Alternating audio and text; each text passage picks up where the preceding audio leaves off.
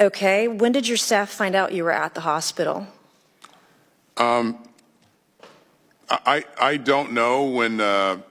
You don't know when you told your staff that you were at the hospital? Are you kidding me?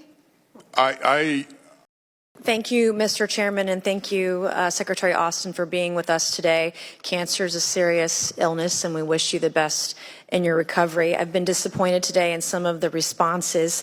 I do want to ask a question is, when did you first receive your diagnosis? It was early December. And then who did you tell? Did you tell your staff when you received the diagnosis? I did not. Again, as I said earlier. Did you tell your staff you received the diagnosis, yes or no? No, I did not. Okay. When did you learn that you needed surgery? Well, as soon as that diagnosis was made, you know, you have. Okay, and then when did you tell your staff you needed surgery? When you found out you needed surgery, did you then inform your staff that you needed surgery? I didn't tell my staff that I needed surgery. When did you schedule the surgery? It was mid-December. Okay, and that was the December 22nd surgery? Yes. When you scheduled the surgery, did you tell your staff you had a surgery scheduled? I did not.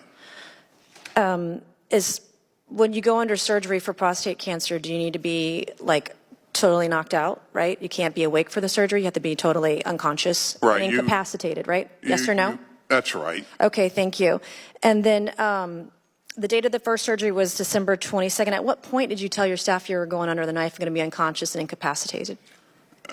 Again, Did you tell your staff that you were in the hospital and going to be under the knife? I have admitted that that I didn't get this right. I should have notified the president of my my cancer diagnosis and my. So you didn't inform your staff in December when you had the December surgery that you were going to be incapacitated at all?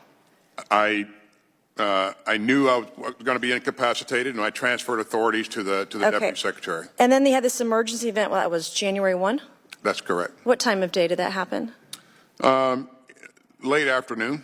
And then did you tell your staff late afternoon when it happened what was happening? I didn't. My concern there was getting to the hospital. You did not tell your staff that you were on the way to the hospital? That's right. Okay. When did your staff find out you were at the hospital? I don't know when. You don't know when you told your staff that you were at the hospital? Are you kidding me? Again, as a patient in the hospital undergoing evaluation. Okay, let me just back up. I have a minute and a half. If any American worker did what you did, they would be fired. And they aren't the number 2 in the chain of command of the greatest and most lethal fighting force in the world. And here you are, you're not informing anybody on your staff that this is happening, let alone the President of the United States, let alone the delay to the Joint Chiefs of Staff, let alone the delay to the Deputy Secretary.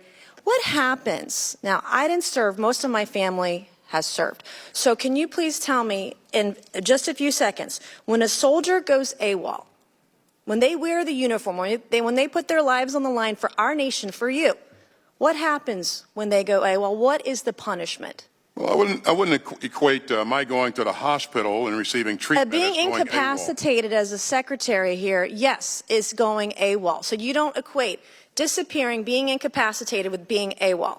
I didn't disappear. I was in a military medical facility in Washington, D.C. You just testified you didn't tell your staff. Did you not? You just testified. What happens when a soldier goes AWOL? I have 20 seconds. What happens when a soldier goes AWOL? We have to realize that, you know, I have a fairly large. Are they honorably or dishonorably discharged? Are they put into the brig? Are they? What happens? Seriously, you're not even answering the questions. I'm not going to rest until someone. We should not rest until someone is held accountable. I am deeply disappointed in your response. Thank you, and I yield back.